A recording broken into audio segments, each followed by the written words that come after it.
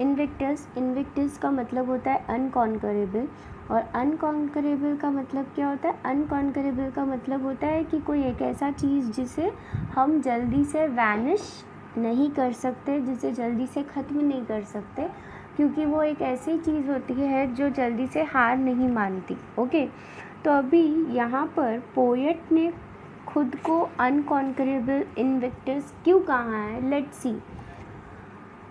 The name of the poet is William Ernest Henley, suffered a tubercular infection.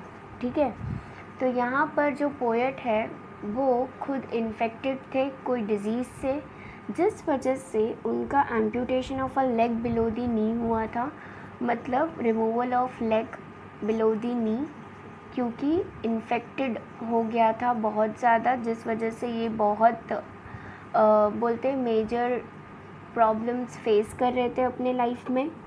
उसके बावजूद उन्होंने ये सारे इंसिडेंट से हार न मानकर उसको फेस करके मूव ऑन करने की कोशिश की, और ये पीरियड ऑफ टाइम में उन्होंने ये पोएम लिखा है, इस वजह से इसका नाम है इनविक्टस।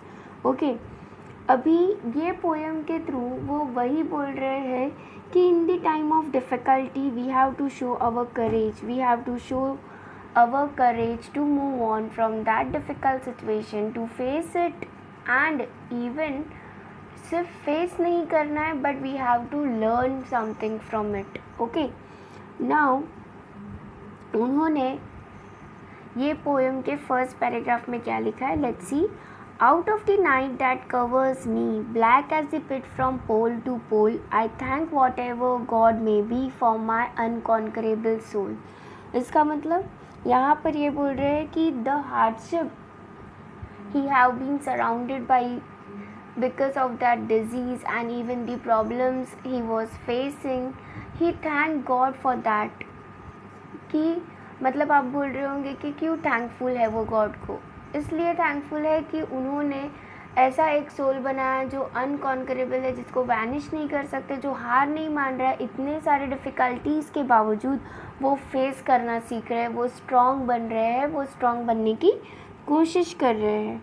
ठीक है, तो वो बोल रहे हैं he thanks god whatever god that may be they for his unconquerable soul.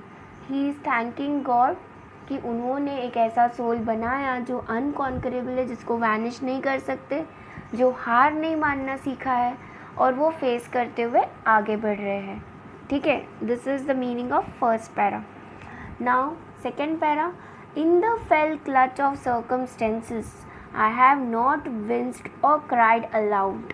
अभी यहाँ पर विंस्ड का मतलब है जर्क्ड विद पेन। इसका मतलब कि ना मैं एकदम दुखी होकर बहुत रोया हूँ, ना मैं ये दुख किसी को बता रहा हूँ। Winced nor cried aloud under the bludgeonings of chance, my head is bloody but unbowed. इसका मतलब कि he says that though he was a victim of these circumstances, these difficulties, he never cried aloud to show his pain to others, and he never gave up. He chose to face these problems and learn from these problems and move on. So in this para he is trying to explain that while we face any difficulties in life or any difficult circumstances in life, we should choose to move on, to face it, and to learn from that difficult situation, rather than being alone and crying aloud of pain and showing it to the world. So in the last line we can see my head is bloody but unbowed. इसका मतलब कि though he is suffering from the disease, though he is suffering from problems, he is facing so much difficulties, उसका head उसने कभी नीचे नहीं रखा, उसने कभी गिव अप नहीं किया, और ना ही वो सीखा है, और इस वजह से ये हमें भी यही बताने की कोशिश कर रहे हैं। Third paragraph. Beyond this place of wrath and tears looms but the horror of the shade, and yet the menace of years finds and shall find me unafraid. इसका मतलब ये जहाँ पर एंगर, सैडनेस, ये सब चीज़ जहाँ होती है, वहाँ पर से अगर हमको आगे बढ़ना है तो हमको ये हार्डशिप को फेस करना पड़ेगा।